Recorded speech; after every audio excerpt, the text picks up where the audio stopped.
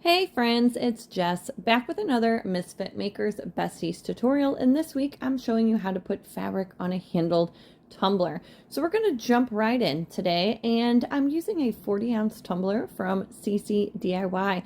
These handled tumblers are very popular and they're really fun to work with because how big they are. So you really have a lot of room to work with. We're going to start by going in with our white chalk paint pop of color from CCDIY as well, and doing a nice even base coat all the way around our tumbler. After that is dry, we are ready to add our fabric.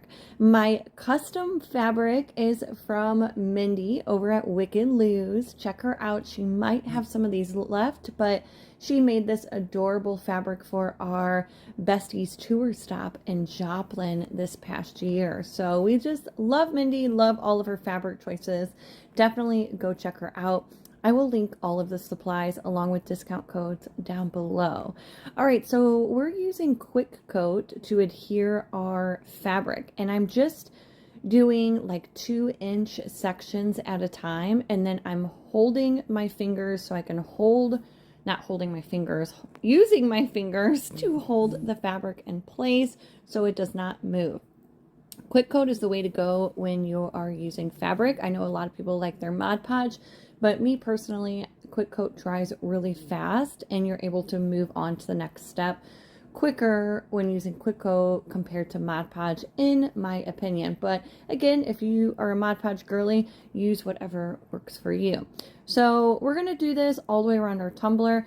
You can see I didn't butt my fabric up exactly to the handle. I left about a 1/2 inch fabric right there. You can see I'm getting ready to cut it because we need that for the inside of our handle part, which you'll see in a second. It all makes sense in a second. So I'm going to use my scissors to kind of just cut around the fabric so that fabric can lay flat on the inside of the handle. Does that make sense? Hopefully. Now, yes, you could take your handle off. Again, this is all preference. Personally, I think it's easier to leave your handle on and work around it than take it off, because if you get epoxy like inside that spot where your handle goes back on, or paint or any kind of buildup, it makes getting the handle back on kind of tricky. So again, try it both ways, see what you like. Me personally, I just like leaving the handle on. So now once we did that, now I'm able to put some Quick Coat on and get that nice and flat to our tumbler. Now we're going to do this all the way around. Like I said, do small sections, about 1 inch to 2 inches, whatever you feel most comfortable doing. We want to stretch our fabric just a little bit over that curve to eliminate any creases that you might get or folds. And really, you just have to take your time with this and play with it, okay? Like I'm doing the section up here and then down towards the bottom. Then I will start stretching it. And like you can manipulate the fabric, guys. Like unlike, vinyl where you can't, it's harder for it to go on a curve and you can't really manipulate vinyl. Fabric, you can pull and stretch. Now, we don't want to pull it too much where we are like, changing the look of the fabric where, it looks funny, like it looks like it's stretched. No, then you're stretching it too much. But you have enough wiggle room to be able to like stretch it over a curve and it still look okay. So again, just take your time.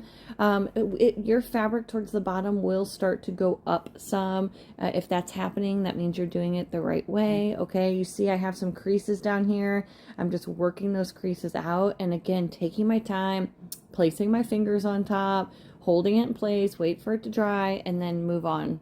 It probably took me about 30 minutes to get this fabric on this tumbler. So put on a Netflix show, just watch a show while you're working at it. We're going to do the same thing on the other side, guys. Now we're going to cut off our loose fabric over here to get rid of that so it's out of the way. And then now we can set the other this side of the fabric. Why are words so hard today? They are so hard. I haven't had enough coffee today. I think that's the problem. So we can set this fabric down and then add a little quick coat so it doesn't move.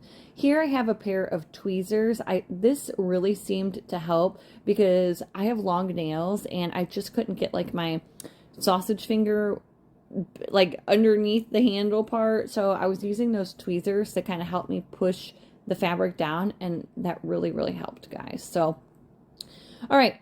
Do not try to clean up around your handles with an X-Acto knife until you have at least 2 coats of quick coat on top of your fabric, okay? Let me repeat that.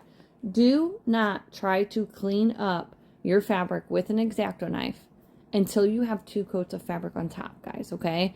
Because if I take my X-Acto knife to my fabric right now to trim up any areas, the rim or around my handle, that fabric is just going to stretch and then it's going to tear and it's not going to look good, okay? You have to make your fabric hard. So what we're going to do is we are going to add 3 coats of quick coat on top of our fabric. I feel like 3 coats is the magic number.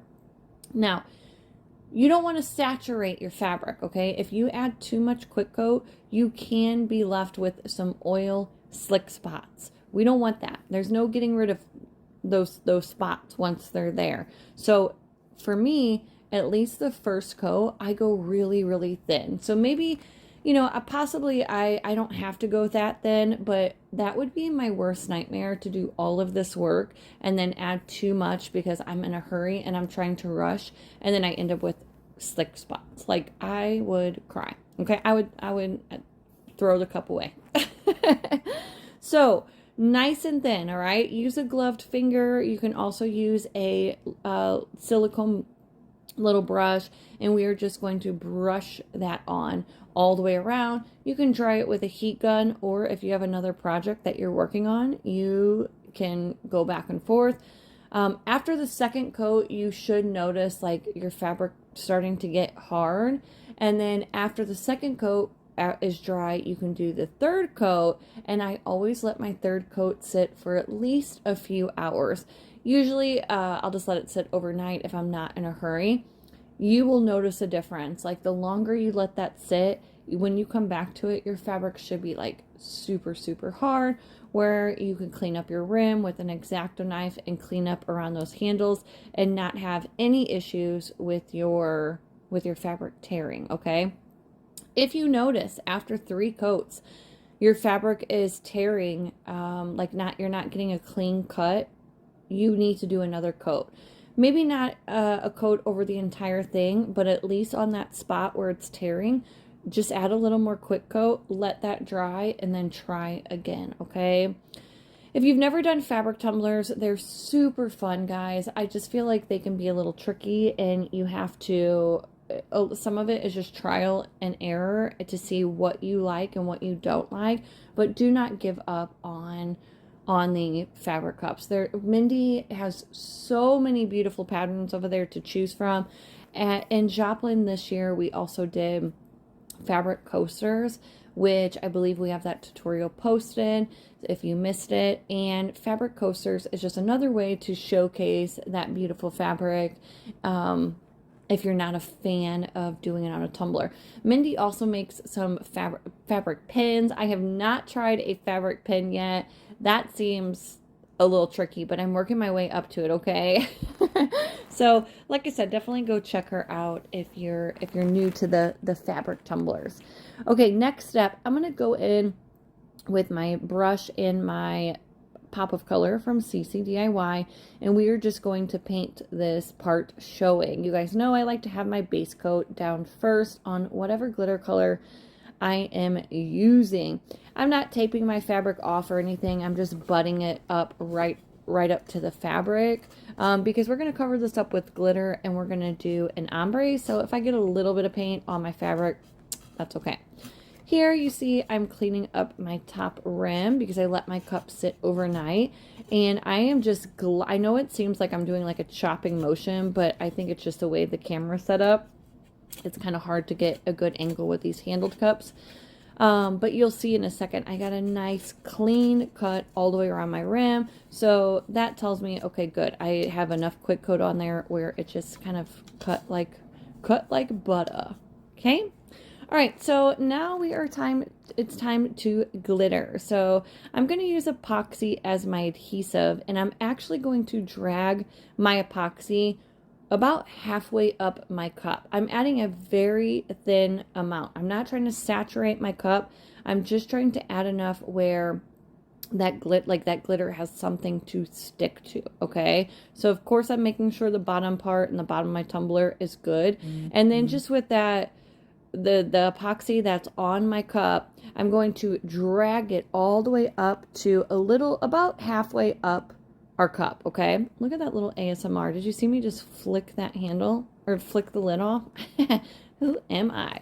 After you drag that epoxy all the way up, it is time to glitter. I cannot think of this glitter color off the top of my head, but I will have it linked down below. It is a chunky, beautiful purple from Peachy Olive. We're going for full coverage here at the bottom.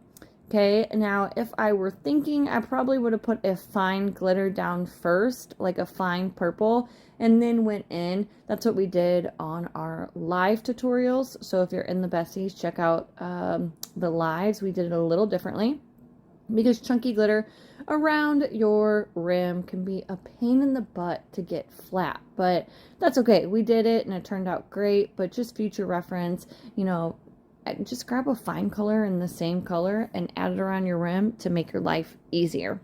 Now we're going to hold our tumbler about a 90-degree angle, and we are just going to let that glitter cascade down our tumbler.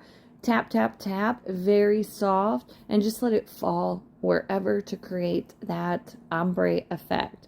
I am obsessed with the way this tumbler turned out. I really, really love it.